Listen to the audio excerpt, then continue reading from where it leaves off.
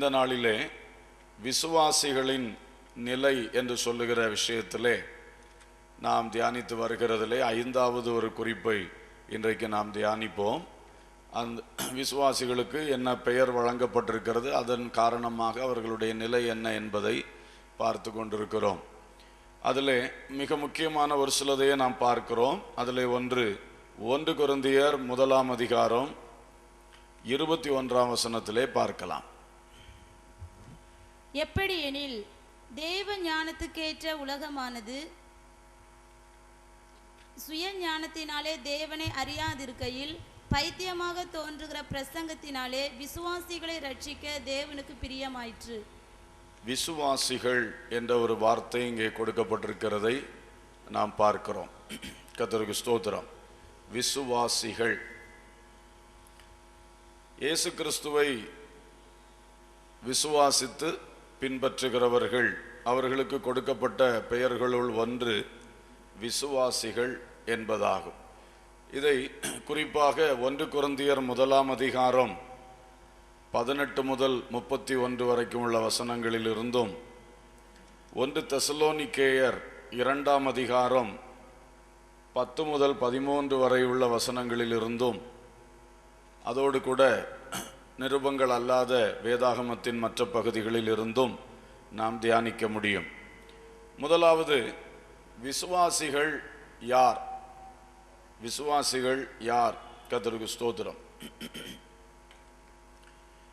விசுவாசிகள் யார் என்று சொல்லுவதற்கு ஒரு சரியான ஒரு அர்த்தத்தை கொடுக்கக்கூடியது நாம் இப்பொழுது வாசித்த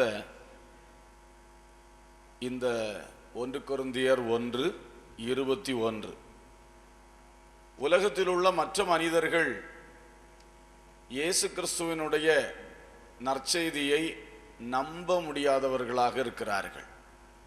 ஆனால் ஒரு கூட்டம் மக்கள் இயேசு கிறிஸ்துவை பற்றியும் அவர் இந்த உலகத்திற்கு வந்ததன் ரகசியங்களை குறித்தும் அறிந்து விசுவாசிக்கின்றார்கள். அந்த விசுவாசிக்கிற கூட்டத்துக்கு தான் பெயர் விசுவாசிகள் என்று சொல்லப்பட்டிருக்கிறது. இப்போ இயேசு கிறிஸ்துவை விசுவாசிக்கிற ஒரு கூட்டம், விசுவாசிக்காத ஒரு கூட்டம், அவர்களுக்கு அவிசுவாசிகள் என்று வேதம் சொல்லுகிறது. இப்படி 2 கூட்டமாக பிரிக்கலாம். அதிலே இந்த விசுவாசிகளை குறித்து பார்க்கிறோம். இந்த விசுவாசி என்ற வார்த்தை இயேசு கிறிஸ்துவை பயன்படுத்தி இருக்கிறார். மத்தேயு 6ஆம் அதிகாரம் 30ஆம் வசனத்திலே அவர் பிரசங்கம் பண்ணும் பொழுது, மனுஷன் தன்னுடைய அடிப்படை வசதிகளான உணவு, உடை போன்றவைகளுக்காக கவலைப்பட தேவையில்லை. மனுஷனை உண்டாக்கின பரமபிதாவானவர் அவைகளையெல்லாம் மனுஷனுக்கு கொடுப்பார் என்று சொல்லும் பொழுது அற்ப விசுவாசிகளே என்ற ஒரு வார்த்தையை அங்கே பயன்படுத்துகிறார். அற்ப விசுவாசிகளே, ஒரு காட்டு புஷ்பத்துக்கே தேவன் இப்படி உடுத்து வைக்கிறார் என்றால் உங்களை அவர் உடுத்து வைக்க மாட்டாரா என்று சொல்லி அவர் கேட்கிறார். அதே போல மத்தேயு 14:31 பேதுரு கடலின் மேல் நடந்தவர் திடீரென்று அந்த காற்று பலமாக இருக்கிறதை கண்டு கடலுக்குள் முழுகும் பொழுது இயேசு கிறிஸ்து கரம் பிடித்து அவரை முழுகாமல் காப்பாற்றிவிட்டு சொல்லுகிறார், அற்ப விசுவாசியே, ஏன் சந்தேகப்பட்டாய் என்று சொல்லுகிறார். அதே போல உயிர்த்தெழுந்த கிறிஸ்து யோவான் 20:27 வரும் பொழுது தோமாவை பார்த்து சொல்லுகிறார், தோமாவே, நீ அவிசுவாசியாய் இராமல் விசுவாசியாயிரு, என்னை தொட்டுப்பார் என்றெல்லாம் சொல்லும் பொழுது அவிசுவாசியாய் இராமல் விசுவாசியாக இரு என்று சொல்லுகிறார். இயேசு கிறிஸ்து இந்த வார்த்தையை அடிக்கடி பயன்படுத்தி இருக்கிறார். ஏனென்றால் இயேசு கிறிஸ்து இந்த உலகத்தில் வந்த பொழுது அவரை விசுவாசிக்கிற ஒரு சிறு கூட்டம் இருந்தது, அவரை விசுவாசிக்க முடியாத மற்றவர்களும் இருந்தார்கள். அவர் அந்த இஸ்ரவேல் ஜனங்களுக்குள்ளேயே அவரை விசுவாசித்தவர்கள் ஒரு கூட்டம், அவரை விசுவாசிக்காதவர்களும் இருந்து கொண்டிருந்தார்கள். அப்போ அவரை பின்பற்றுகிற, அவரை விசுவாசிக்கிற பிள்ளைகளுக்கு தான் அவர் விசுவாசிகளை என்று சொன்னார். அவருடைய விசுவாசம் குறையும் போது அற்ப விசுவாசிகளே என்று சொன்னார். கர்த்தருக்கு ஸ்தோத்திரம். இங்கே நிருபங்களில் பார்க்கும் பொழுது நாம் வாசித்த அந்த வசனத்திற்குள்ளே நாம் கடந்து வருவோம். இங்கே பவுல் கொரிந்தியருக்கு அது குறித்த அழகான விளக்கத்தை கொடுக்கிறார். 18ஆம் வசனத்திலே வாசியுங்கள். சிலுவையை பற்றிய உபதேசம், சிலுவையை பற்றிய உபதேசம். கெட்டு போகிறவர்களுக்கு பைத்தியமா இருக்கிறது. அது கெட்டு போகிறவர்களுக்கு பைத்தியமாக இருக்கிறது. ரட்சிக்கப்படுகிற நமக்கோ அது தேவ பலனா இருக்கிறது. இப்ப சிலுவையை பற்றி ஒரு உபதேசம் இருக்கிறது. சிலுவை என்பது ரோமர்களுடைய ஆட்சி காலத்திலே முக்கியமான பயங்கரமான குற்றவாளிகளுக்கு மரண தண்டனை கொடுக்கிற ஒரு கருவிதான் சிலுவை. ஆனால் என்றைக்கு ஆண்டவராய் இயேசு கிறிஸ்து அப்படிப்பட்ட ஒரு தண்டனையை பெற்று சிலுவையில் ஏறினாரோ அன்று முதல் தான் இந்த சிலுவைக்கு பிரபல்யமும் சிலுவைக்கு மேன்மையும் உண்டாயிற்று. அது வரைக்கும் சிலுவை யாருக்கு தெரியும்? ரோம ஆட்சிக்கு உட்பட்ட அந்த மக்களுக்கு தான் சிலுவை பற்றி தெரியும். ஆனால் இன்றைக்கு எத்தனை தலைமுறைகளும் உலகம் முழுவதும் சிலுவையை பற்றி பேசுகிறோம். சிலுவையை மேன்மையான ஒரு காரியமாய் வைக்கிறோம். காரணம், இயேசு கிறிஸ்து அன்றைக்கு அந்த ரோமர்களுடைய அந்த மரண தண்டனையை, அந்த மரத்திலே தூக்கி கொலை செய்யப்படுகிற அந்த தண்டனையை அவர் அனுபவித்த காரணத்தினால. ஆனால் இப்பொழுது அந்த சிலுவையிலிருந்து ஒரு உபதேசமே வந்து விட்டது. ஏனென்றால் இயேசு கிறிஸ்து மனுக்குலத்தை நரக தண்டனையிலிருந்து அக்கினியும் கந்தகம் என்ற அந்த கடலிலே தள்ளப்பட்டு நித்திய காலமாய் வாதிக்கப்படுகின்ற அந்த பயங்கரமான இரண்டாம் மரணம் என்று வேதம் குறிப்பிடுகின்ற தண்டனையிலிருந்து தப்புவிக்கிறதற்காக இயேசு கிறிஸ்து இந்த சிலுவையில் ஏறி அந்த மரண தண்டனை அனுபவித்து அவருடைய மரணத்தின் மூலமாக நம்ம எல்லாம் விசுவாசிக்கிற அனைவரையும் அந்த இரண்டாம் மரணம் என்று சொல்லுகிற ஆக்கினை தீர்ப்புக்கு அவர் விலக்கி மீட்டு கொண்டார். ஹல்லேலூயா. எனவேதான் அந்த சிலுவையை பற்றி ஒரு உபதேசம் இருக்கிறது. சிலுவையை பற்றி ஒரு உபதேசம் இருக்கு. சிலுவையில் என்ன நடந்தது? இயேசு மனுஷனே உனக்காக தன்னை பலியாக்கினார். இயேசு கிறிஸ்துவினுடைய இரத்தம் உன்னுடைய சகல பாவங்களையும் நீக்கி உன்னை சுத்திகரிக்கும். சிலுவையிலே அவர் பட்ட காயங்கள், வேதனைகள், அவர் சிந்தின இரத்தத்தினாலே உனக்கு பாவ மன்னிப்பு உண்டு. அவர் பட்ட காயங்களினாலே உனக்கு தெய்வீக சுகம் உண்டு. சிலுவையிலே ஏறி அந்த சாபத்தின் மரமாகிய சிலுவையில் அவர் ஏறி மரித்தபடியினாலே நியாயப்பிரமாணத்தின் சாபத்திற்கு உங்களை நீங்களாக்கி விடுவிக்கிறார். இதெல்லாம் சிலுவை பற்றின உபதேசம். இதுதான் கிறிஸ்து மார்க்கத்துக்கு அஸ்திபாரம். ஆகவே இந்த சிலுவை பற்றிய உபதேசத்தை சொல்லும் பொழுது ஒரு கூட்டத்தாருக்கு அது பைத்தியமாக தோன்றுகிறது. அவர்கள் அறிவிலே சிந்திக்கிறார்கள்.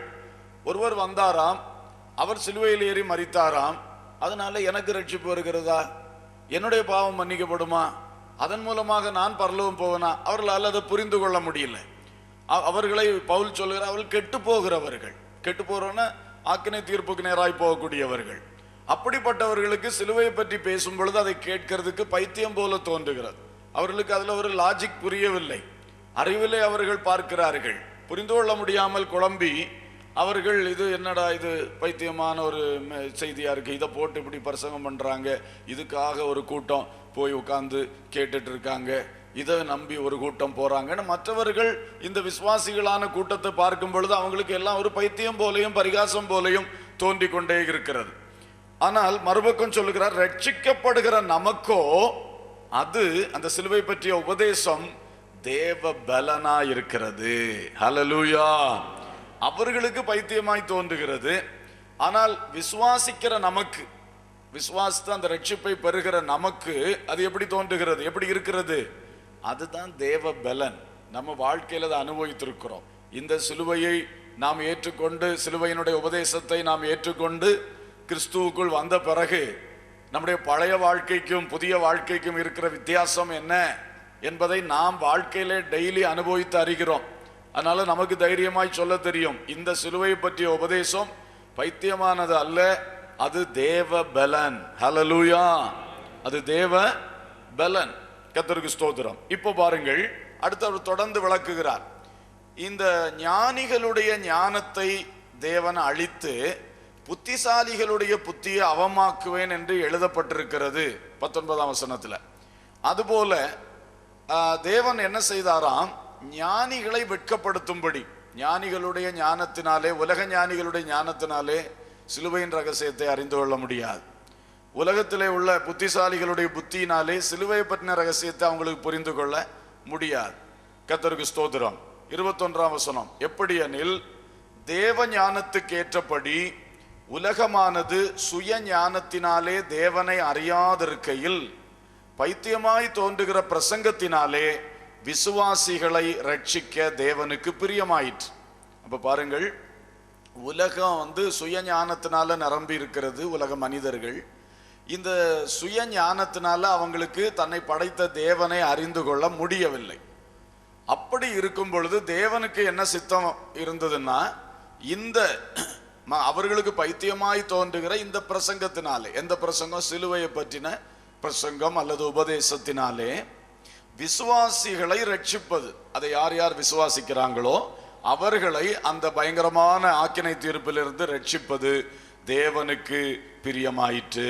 ஹல்லேலூயா.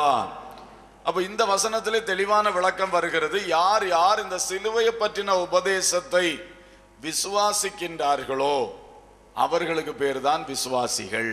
ஹல்லேலூயா. அவர்களுக்கு பேர் தான் விசுவாசிகள். அவர்கள் சிலுவையை பற்றின உபதேசத்தை அவர்கள் விசுவாசிக்கிறார்கள். இன்னும் அவர் தன்னை குறித்து சொல்லுகிறார். இந்த உபதேசத்தை பேசும் பொழுது யூதர்கள் அடையாளத்தை கேட்கிறாங்க.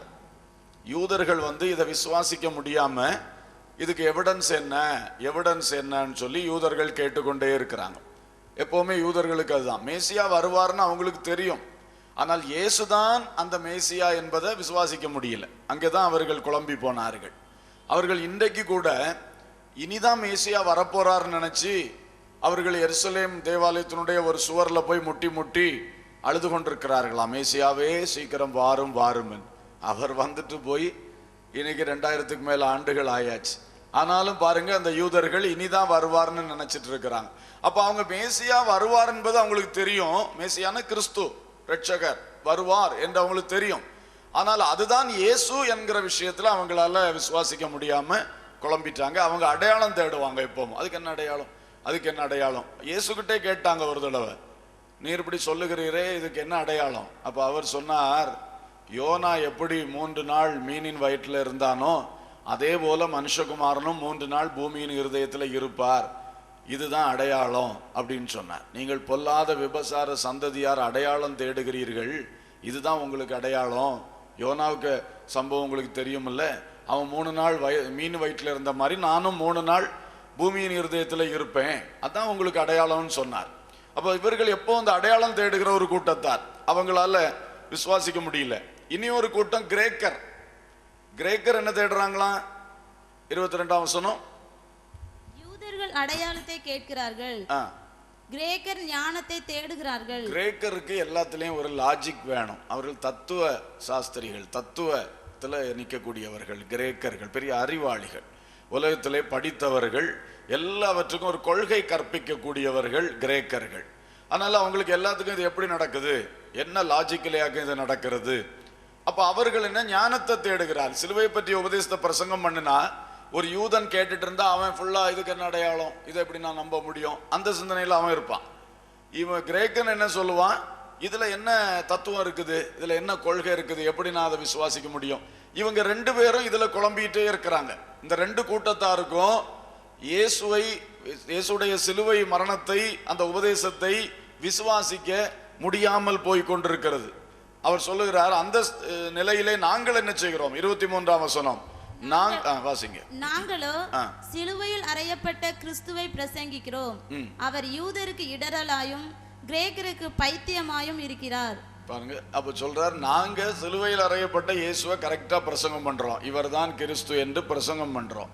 ஆனா எங்க பிரசங்கத்துல இந்த இயேசுவை நாங்க சொல்லும் போது யூதர்களுக்கு அது இடரலா இருக்குது. அவங்க அந்த அடையாளத்தை தேடி தேடி அவங்களுக்கு இடறி போறா, அவங்களுக்கு இதை நம்ப முடியல. கிரேக்கருக்கு நாங்க பேசுறதெல்லாம் பைத்தியம் போல தோன்றுது. அவனுடைய படிப்புக்கும் அவனுடைய ஞானத்துக்கும், அவன் உலக ஞானத்தை வச்சு இதை பார்க்கறதுனால அவனுக்கு ஒன்றும் புரியல. அவன் இது பைத்தியம் போல அவன் பார்த்துக்கிட்டு இருக்கான். ஒருத்தனுக்கு இடரலா இருக்கு, ஒருத்தனுக்கு என்னதான் இருக்குது, பைத்தியம் போல இருக்குது. ஆனால் நாங்களோ சிலுவையில் அறையப்பட்ட இயேசுவை என்ன செய்கிறோம்? பிரசங்கிக்கிறோம். ஆகிலும் யூதரானாலும் கிரேக்கரானாலும் எவர்கள் அழைக்கப்பட்டிருக்கிறார்களோ அவர்களுக்கு கிறிஸ்து தேவ பலனும் தேவ ஞானவுமாய் இருக்கிறார். அல்லேலூயா, கர்த்தருக்கு ஸ்தோத்திரம். பாருங்கள், யார் அழைக்கப்பட்டிருக்கிறார்களோ அவர்களுக்கு கிறிஸ்து தேவ பலனாக, அவர்கள் விசுவாசிக்கிறார்கள், கிறிஸ்து ஏற்றுக்கொள்ளுகிறாங்க, கிறிஸ்து அவர்களுக்கு பலனாய் மாறுகிறார். கிறிஸ்து அவங்களுக்கு யாரா மாறுகிறார்? ஞானமாக மாறுகிறார். இனி 26ஆம் வசனம் வாசிங்க. எப்படி எனில் சகோதரரே, நீங்கள் அழைக்கப்பட்ட அழைப்பை பாருங்கள். மாம்சத்தின்படி ஞானிகள் அநேகர் இல்லை, வல்லவர்கள் அநேகர் இல்லை, பிரபுக்கள் அநேகர் இல்லை. பாருங்க, கொரிந்து சபையை பார்த்து சொல்லுகிறார். கொரிந்து சபை பெரிய சபை, யாதொரு வரத்திலும் குறைவில்லாத சபை என்று ஏற்கனவே நம்ம படிச்சோம். இந்த சபையை பார்த்து சொல்லுகிறார், நீங்கள் அழைக்கப்பட்ட அழைப்பை பாருங்க. உங்கள மாம்சத்தின்படி ஞானிகள் பெரிய பெரிய அளவில் இல்லை. உங்க சபைக்குள்ள விசுவாசிகளா இருக்கிறவங்கள பெரிய ஞானிகள்னு சொல்லக்கூடிய ஆட்கள் யாரும் ரொம்ப இல்லை. அப்புறம் வல்லவர்களும் இல்லை, பிரபுக்களும் இல்லை. அப்ப ஆதி காலத்திலிருந்தே விசுவாசிக்கிறவர்கள் என்று சொல்லுகிறவர்கள் பெரிய பெரிய படிப்பாளிகள், பெரிய பெரிய பிரபுக்கள்னா பெரிய பெரிய அதிகாரத்தில் இருக்கக்கூடியவங்க. வல்லவர்கள் சொன்னா பெரிய பெரிய பராக்கிரமசாலிகள், பணபலம் படைத்தவர்கள், ஐஸ்வர்யவான்கள். ஞானிகள்னு சொன்னா பெரிய பெரிய படிப்பாளிகள். இதெல்லாம் ரொம்ப இல்லையா கொரிந்து சபைக்குள்ளேயும் இல்லையா. பாருங்கள், அன்றைக்கு ஆதி சபையிலே அவ்வளவு பரிசுத்த ஆவியின் வல்லமை பலமாய் கிரியை செய்த வேளையில கூட விசுவாசிக்கிறது யாரு? இந்த ஏழை மக்கள், அவ்வளவு பெரிய கல்விமான்களாக இல்லாத மக்கள், இவங்க தான் விசுவாசிக்கிறாங்க. பெரிய குரூப் எல்லாம் என்ன செய்ய மாட்டேங்குது. அவங்க பெரிய ஞானத்துல தேடிக்கிட்டு இருக்காங்க, அடையாளத்தை தேடிக்கிட்டு இருக்காங்க, அவங்களால கண்டடைய முடியல. அப்போ பவுல் போய் சொல்றாரு, இப்படிப்பட்டதான் நீங்களே பாருங்க. உங்களை பார்த்தாலே நீங்க மாம்சத்தின்படி படிச்சவங்க எத்தனை பேர் இருக்கிறீங்க உங்க கூட்டத்துல? மாம்சத்தின்படி வல்லவர்கள் எத்தனை பேர் இருக்கீங்க? பிரபுக்கள் யாராவது இருக்காங்களா உங்க கூட்டத்துல? இல்லையே. சொல்லிட்டு அதுக்கு ஒரு விளக்கம் கொடுக்கிறார். ஞானிகளை வெட்கப்படுத்தும்படி தேவன் உலகத்தில் பைத்தியமானவைகளை தெரிந்து கொண்டார். பலமுள்ளவைகளை வெட்கப்படுத்தும்படி தேவன் உலகத்தில் பலவீனமானவைகளை தெரிந்து கொண்டார். உள்ளவைகளை அவமாக்கும்படி உலகத்தில் இழிவானவைகளையும் அற்பமாய் எண்ணப்பட்டவைகளும் இல்லாதவைகளையும் தேவன் என்ன செய்தார்? தெரிந்து கொண்டார். ஏன் அப்படி செய்தார்? மாம்சமான எவனும் தேவனுக்கு முன்பாக பெருமை பாராட்டாதபடிக்கு அப்படி செய்தார். கர்த்தருடைய சுவிசேஷத்துல ஒரு விசேஷம் என்னவென்றால், இந்த ஏழைகள், கல்லாதவர்கள், இவர்கள் தான் அதிகமாக வருகிறார்கள், பெருங்கூட்டம். ஏன்னா இயேசு கிறிஸ்து நம்மை பார்க்கும் பொழுது சமுதாயத்திலே ஒதுக்கப்பட்டவர்கள், அற்பமாய் எண்ணப்பட்டவர்கள், படிக்காதவர்கள், ஏழைகள், இந்த குரூப்பை ரொம்ப நேசிக்கிறாராம். அப்போ இவர்களை அவர் எழுப்பி நிறுத்தி மற்றவர்களுக்கு வெட்கம் உண்டாகும்படி இவர்களை கொண்டு அவர் மகிமைப்பட்டு கொண்டிருக்கிறார். ஹல்லேலூயா. பொதுவாக எந்த உலகத்துல எந்த ஒரு கம்பெனி, எந்த ஒரு ஃபேக்டரியில போனீங்கன்னாலும் ஒரு வேலைக்கு ஒரு ஆள் எடுக்கணும்னா உள்ளதுல பெஸ்ட்டை எப்படி எடுக்கலாம்னு சொல்லி தான் அந்த கம்பெனி ட்ரை பண்ணும். கால் ஃபார் பண்ணுவாங்க, இந்த குவாலிஃபிகேஷன் உள்ளவங்க எல்லாம் வாங்க. உடனே ஒரு பெரும் கூட்டம் அந்த குவாலிஃபிகேஷன் உள்ளவங்க அப்ளை பண்ணுவாங்க. அப்புறம் என்ன சொல்லுவாங்க, வேணா ஒரு டெஸ்ட் வைப்பாங்க. அந்த டெஸ்ட் வச்சு அதில் கொஞ்சத்தை கழிச்சிருவாங்க. அடுத்தது திரும்ப அந்த டெஸ்ட்ல தேறி வர்றதை பர்சனல் இன்டர்வியூ கூப்பிடுவாங்க. நேர்காணலுக்கு வாருங்கள். நேர்காணலில் அவங்க அதுக்கு மேலே வேற அவங்க இதெல்லாம் பண்ணுவாங்க. அவங்கள டெஸ்ட் பண்ணுவாங்க, பல காரியங்களை சொல்லி பார்ப்பாங்க எப்படி இருக்கு.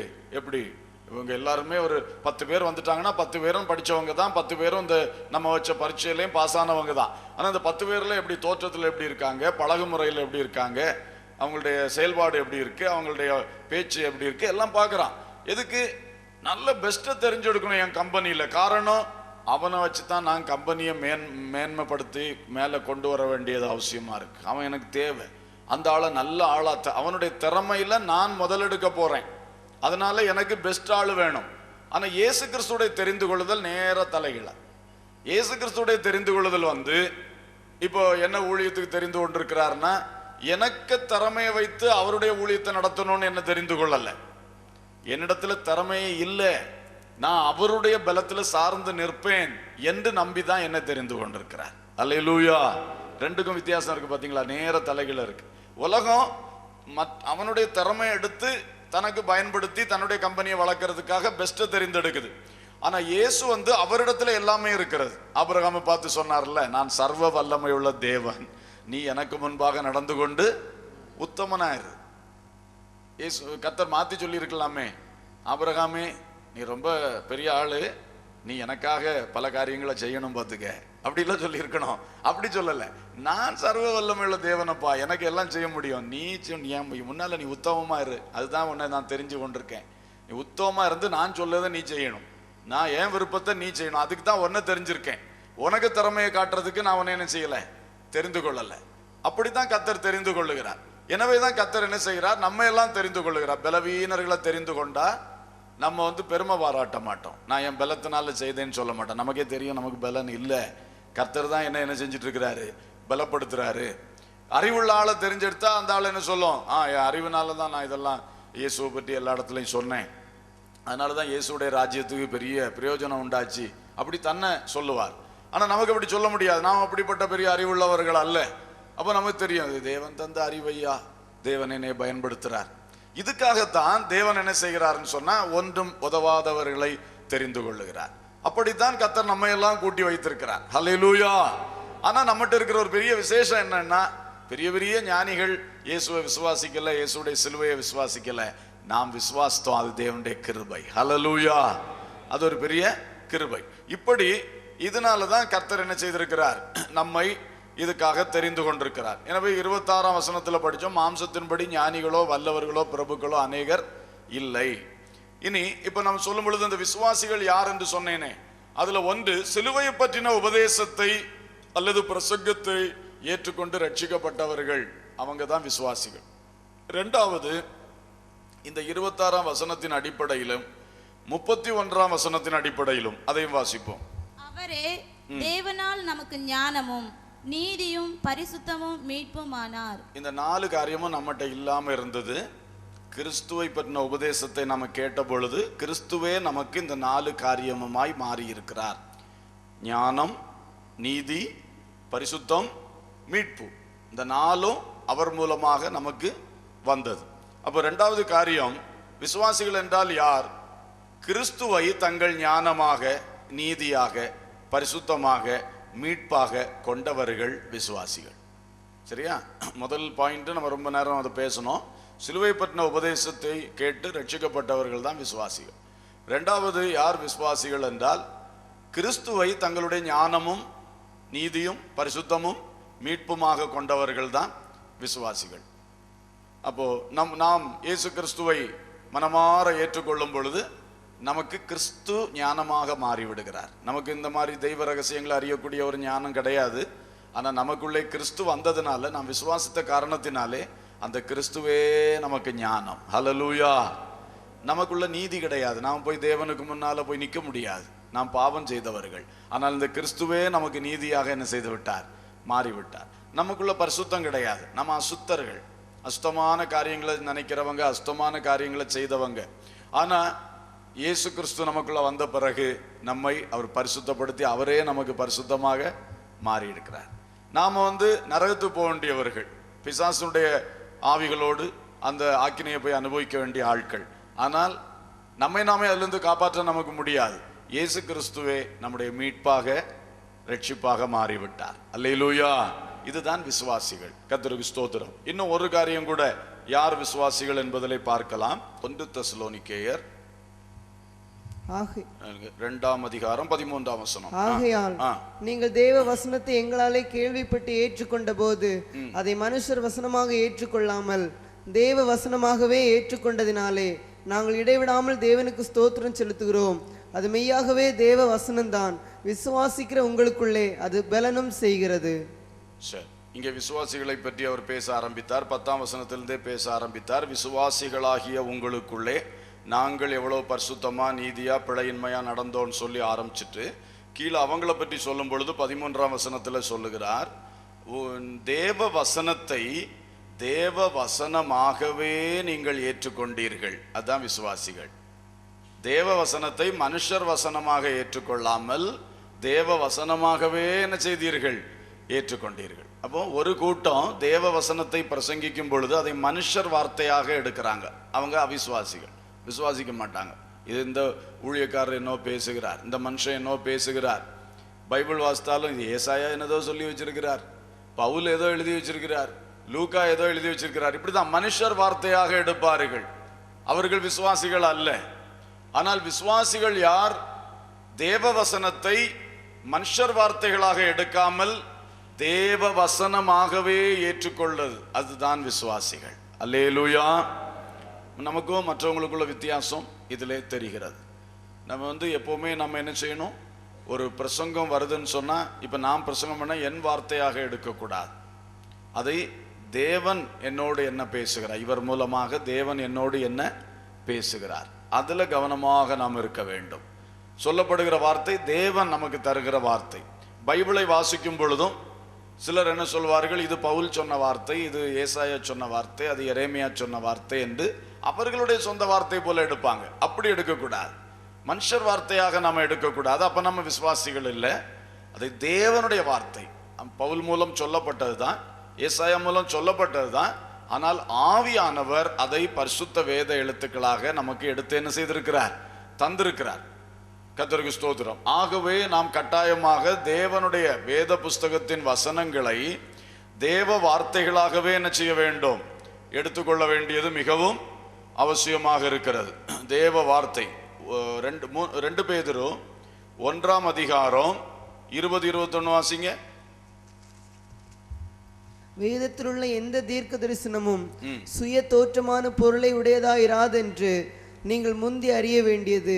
தீர்க்க தரிசனமானது ஒரு காலத்திலும் மனுஷருடைய சித்தத்தினாலே உண்டாகவில்லை. தேவனுடைய பரிசுத்த மனுஷர்கள் பரிசுத்த ஆவியினாலே ஏவப்பட்டு பேசினார்கள்.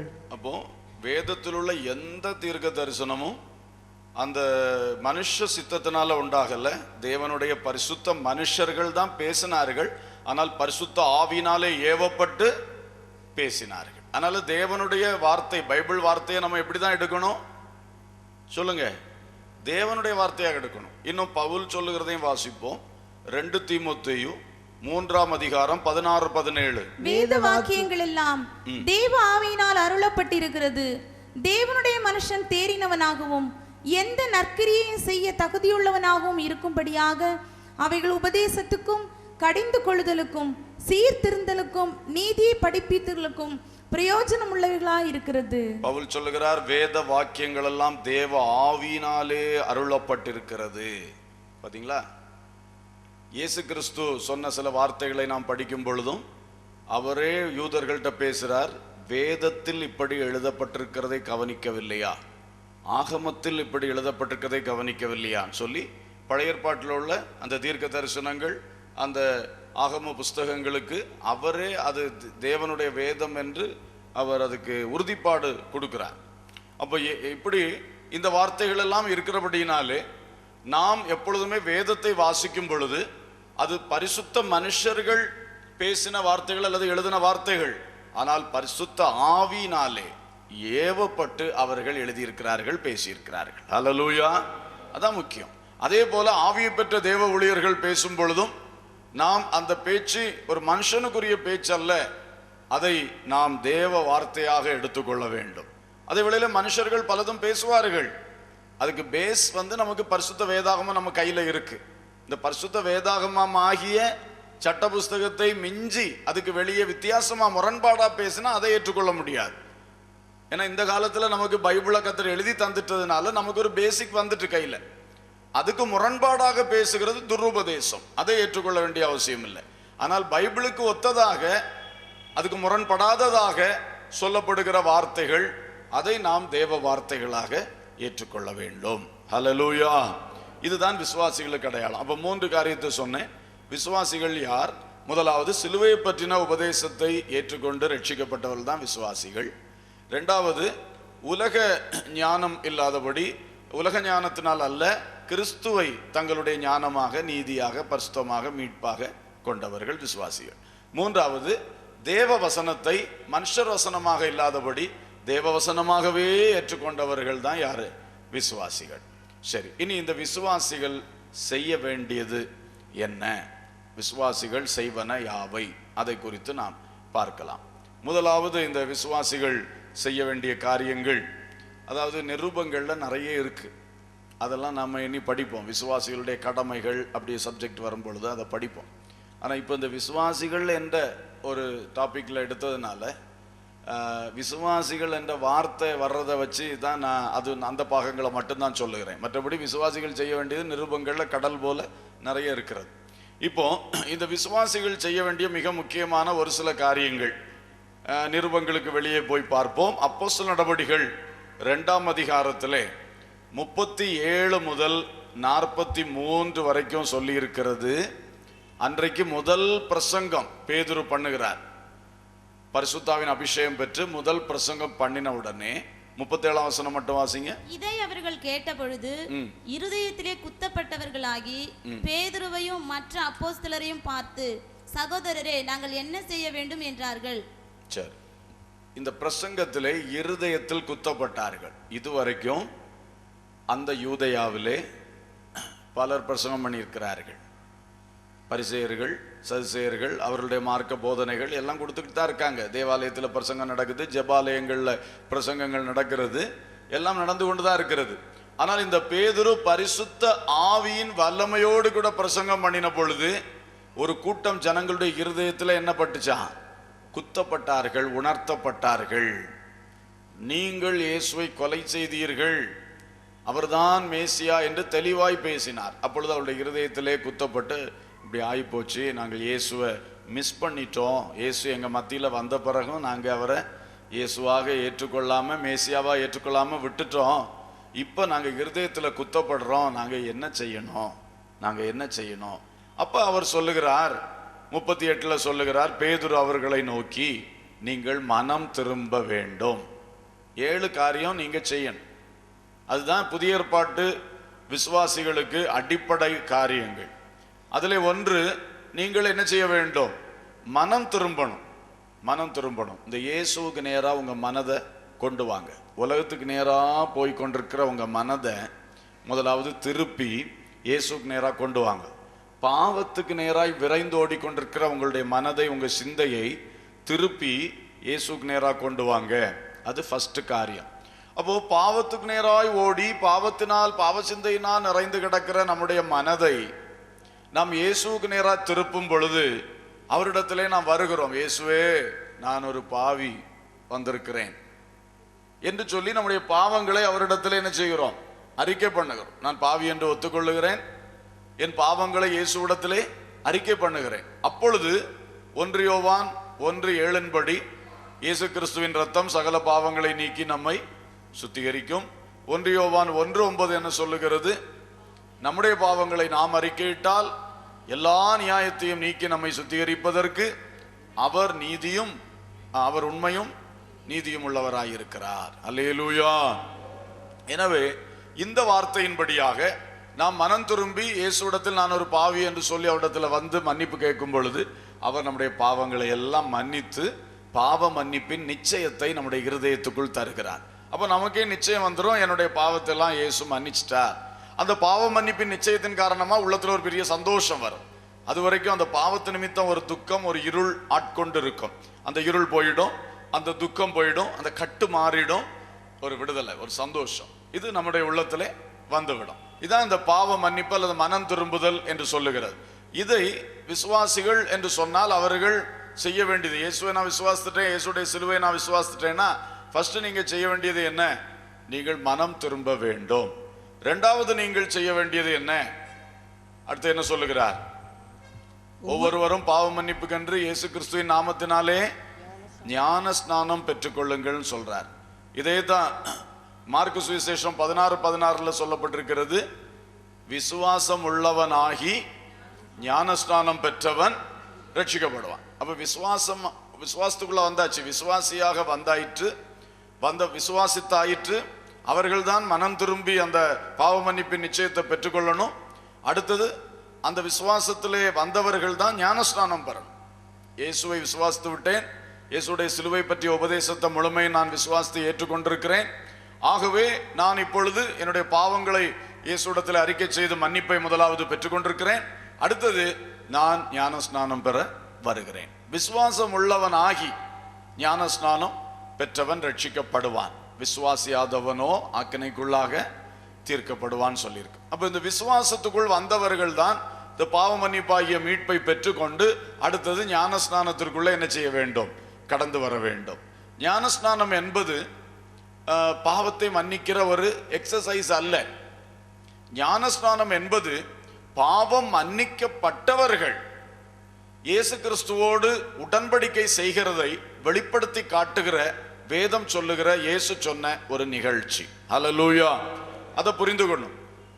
a mere act of baptism, ஒரு ஞானஸ்நானம் எடுக்கிற ஒரு நிகழ்ச்சி ஒரு மனுஷனுடைய பாவத்தை மன்னிக்காது. அப்படின்னா அது கிரியா மார்க்கமா மாறிடும்.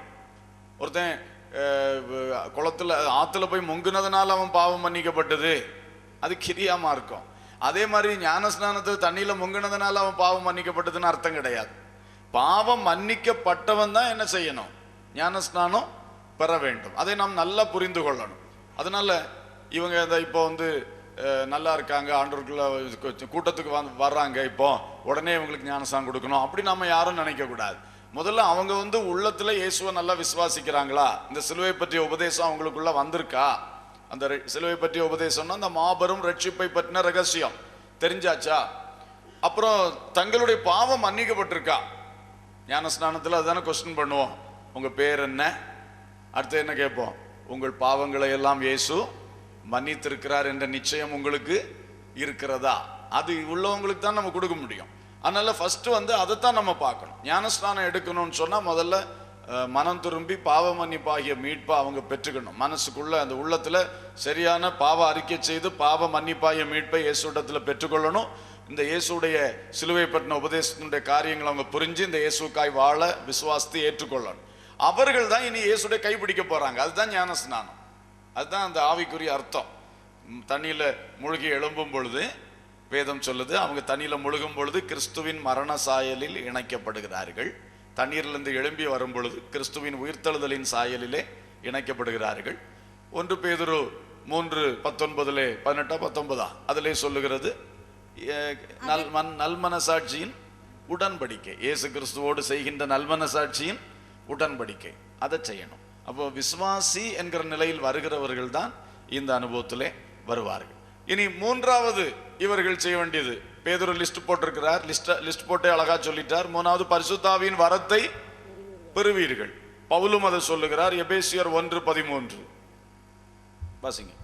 நீங்களும் உங்கள் ரட்சிப்பின் சுவிசேஷமாகிய சத்திய வசனத்தை கேட்டு விசுவாசிகள் ஆன போது வாக்குத்தத்தம் பண்ணப்பட்ட பரிசுத்த ஆவியால் அவருக்குள் முத்திரை போடப்பட்டீர்கள். வாக்குத்தத்தம் பண்ணப்பட்ட பரிசுத்த ஆவியினாலே அவருக்குள் முத்திரை போடப்படும். அதுவும் விசுவாசிகளுக்கு கிடைக்கிற காரியம். அப்போ விசுவாசிகள் முதல்ல மனம் திரும்பணும், விசுவாசித்தவர்கள் மனம் திரும்பணும், அடுத்தது ஞானஸ்நானம் பெறணும், அடுத்தது என்ன செய்யணும்? பரிசுத்த ஆவியின் வரத்தை அல்லது அபிஷேகத்தை பெற்றுக்கொள்ளணும். அது பரலோக முத்திரை. பரலோக முத்திரை பரிசுத்த ஆவியின் அபிஷேகத்தை பெற்றுக்கொள்ள வேண்டும். கர்த்தருக்கு ஸ்தோத்திரம். பவுல் அவருடைய ஊழியத்தில் போகிற இடமெல்லாம் புதிய இடத்துக்கு போயாச்சுன்னா இவர்கள் விசுவாசிகள் என்று அவருக்கு அறிமுகம் செய்யும் பொழுது முதல்ல அவர் கேட்குற கேள்வி, நீங்கள் பரிசுத்த ஆவியை பெற்றீர்களா அப்படி கேட்பார். அடிக்கடி கேட்பார் எல்லா இடத்துலையும், நீங்கள் பரிசுத்த ஆவியை பெற்றீர்களா? கர்த்தருக்கு ஸ்தோத்திரம். இயேசுவை விசுவாசிக்கிறீங்க, ரைட்டு. இயேசு அனுப்பின பரிசுத்த ஆவியை நீங்கள் பெற்றீர்களா? பெறலைன்னா உடனே பரிசுத்த ஆவியை பெறும்படி அவர்களை வழி நடத்துவார். அப்போஸ் நடவடிக்கைகள் நீங்கள் பார்த்தா தெரியும்.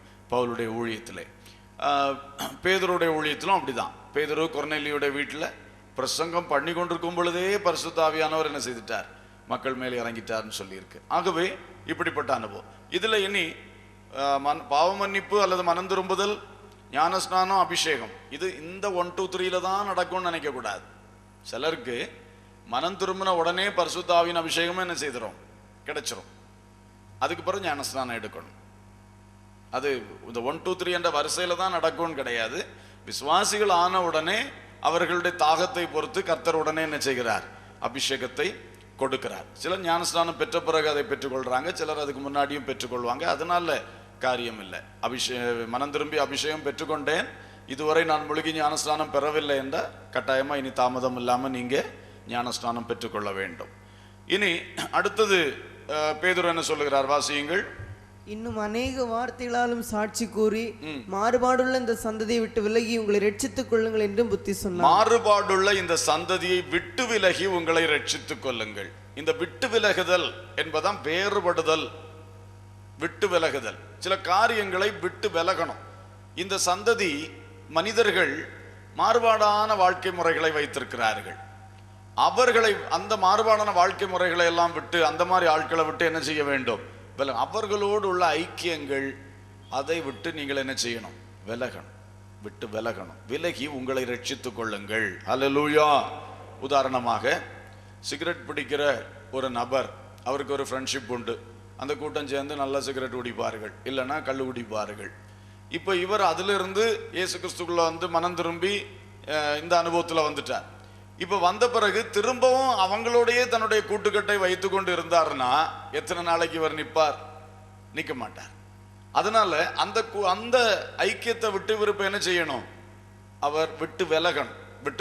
என்னை பாவத்துக்குள்ளாய் இழுத்து செல்லுகிற, என்னை கேட்டுக்குள்ளாய் மோசத்துக்குள்ளாய் இழுத்து செல்லுகிற நண்பர்கள் அல்லது மனிதர்கள், அந்த சூழ்நிலைகள், அந்த இடங்கள், அந்த மாதிரி நிகழ்ச்சிகள், இதையெல்லாம் விட்டு நாம் விலகி நம்மை ரட்சித்துக் கொள்ளணும், நம்ம காப்பாற்றிக் கொள்ளணும். ஹல்லேலூயா.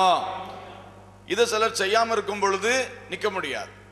திரும்ப என்னச்சுன்னா அங்கே விழுந்து போவார்கள். வேறுபட்டாகணும் நம்முடைய ஐக்கியம்.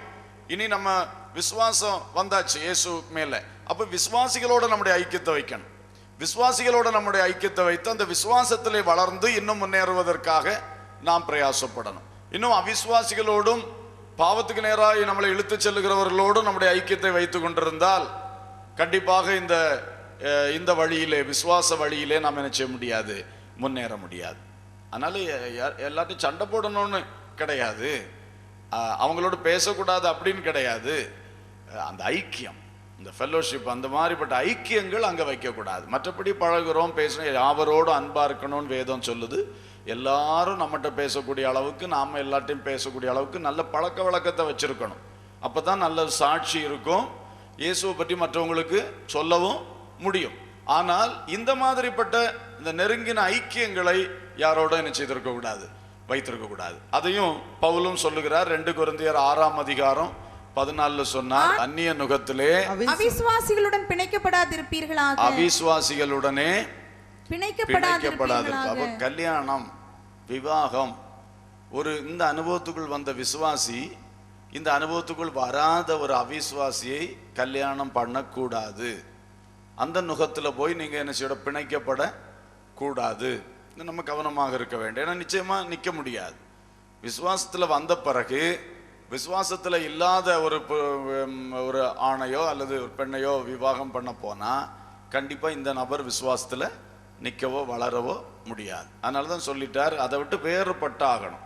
அது மாதிரி நுகத்துல என்று சொல்லும் பொழுது அது கல்யாணத்தை மட்டும் காட்டல, பார்ட்னர்ஷிப்ஸையும் காட்டுது.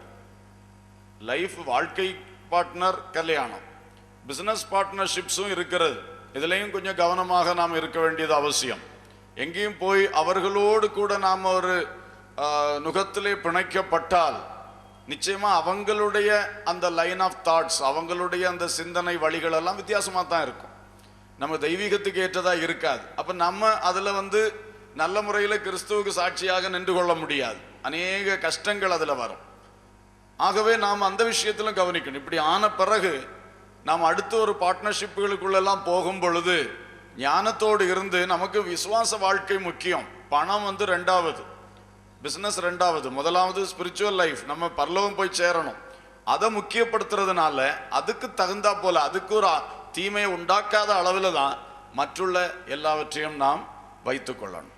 இப்போ ஏற்கனவே நம்ம ஒன்றில் ஈடுபட்டு இருக்கிறோம், அதை இனி உடனே அக்ரிமெண்ட்டுகளை உடைச்சி பண்ண முடியாது. ஞானமாக அந்த அடுத்தடுத்த சூழ்நிலைகள் வரும் பொழுது அதை ஞானமாக நாம் செய்து கொள்ளணும். அந்நிய நுகத்தில் அவிசுவாசியோட பிணைக்கப்பட கூடாது. அடுத்த வசனத்திலையும் சொல்றார், விசுவாசிக்கும் அவிசுவாசிக்கும் பங்கு ஏது? என்ன விசுவாசிக்கும் அவிசுவாசிக்கும் சேர்த்து என்ன ஷேர் இருக்கு உங்களுக்கு? என்ன பங்கு உங்களுக்கு? அவனோட உனக்கு என்ன பங்கு? நீ எப்படி அவனோட பங்காளியா இருக்கலாம்? எப்படி பார்ட்னர்ஷிப்பா இருக்கலாம்? எப்படி 2 பேரும் சேர்ந்து இன்வெஸ்ட் பண்ணி ஒரு காரியத்தை செய்யலாம்? பங்கு ஏது? அந்த அர்த்தத்திலையும் எடுக்கலாம். மற்றபடி பங்கு என்று சொல்லும் பொழுது அந்த அந்த ஒரு தொந்திப்பான உறவு இதுகளுக்குள்ள அந்த ஐக்கியம், அந்த மாதிரி ஐக்கியங்களுக்குள்ள நம்ம போனோம்னா கட்டாயமா நம்ம இந்த விசுவாச அனுபவத்துல வளர முடியாது. அது ஒரு பக்கம் இருந்து நம்மளை இழுத்து கீழே தள்ளி போடும். வீணான சோதனைகளும் போராட்டங்களும் தான் இங்கே வரும். ஆகவே ஞானத்தோடு இந்த விசுவாசத்துக்குள் இருக்கிறவர்கள், அவர்கள் என்று சொன்னா கண்டிப்பா அவர்களும் இந்த லைன்ல திங்க் பண்ணுவாங்க.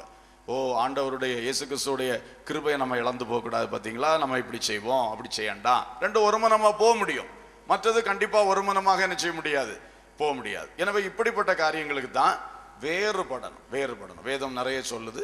பாவத்தை விட்டு வேறுபடணும், பாவிகளுடைய ஐக்கியத்தை விட்டு வேறுபடணும், துர்உபதேசம் என்கிற அந்த பரிசேயருடைய புளித்தமான்னு சொல்லியிருக்கல, அதை விட்டு வேறுபடணும், உலக வழிபாடுகள், அவைகளை எல்லாம் விட்டு வேறுபடணும். உலகத்தில் உள்ள பல பாரம்பரிய சடங்காச்சாரங்கள், வழிபாட்டு முறைகள், அதெல்லாம் விட்டு வேறுபடணும். ஆடம்பரங்கள், உலகத்தின் ஆசை இச்சைகள், இந்த பொருட்கள் மேலே இருக்கிற ஆசை, பண ஆசை, பொருளாசை, சொத்தாசை, நகை ஆசை, இது ஆடம்பர மோகங்கள், இப்படிப்பட்ட எல்லாம் அந்த லௌகீகத்துக்கு ஏதுவான காரியங்களை விட்டு என்ன செய்யணும்? வேறுபடணும். ஹல்லேலூயா. இவைகளை விட்டுலாம் நாம் வேறுபட வேண்டும். அதுதான் விசுவாசிகள் செய்ய வேண்டிய காரியம். அடுத்தது, அவருடைய வார்த்தையை சந்தோஷமா ஏற்றுக்கொண்டவர்கள். இந்த காரியம்லாம் சொன்னார்ல, மனம் திரும்பணும், ஞானஸ்நானம் பெறணும், பரிசுத்தாவி பெறணும், இதெல்லாம் விட்டு வேறுபட்டு ஜீவிக்கணும்னு சொல்லி இந்த வார்த்தையை சந்தோஷமா ஏற்றுக்கொண்டவர்கள் ஞானஸ்நானம் பெற்றார்கள். அன்றைய தினம் ஏறக்குறைய 3000 பேர் சேர்த்து கொள்ளப்பட்டார்கள். 3000 பேர் அன்னைக்கு ஞானஸ்நானம் எடுத்திருக்காங்க. 3000 பேர் இந்த அனுபவத்துல ஞானஸ்நானம் பெற்றிருக்காங்க. அவங்க தொடர்ந்து அடுத்தது 4வது செய்ய வேண்டியது, அப்போஸ்தலருடைய உபதேசத்திலும் அந்யோன்யத்திலும் அவர்கள் தரித்திருக்க வேண்டும். 5வது காரியம் இல்லையா?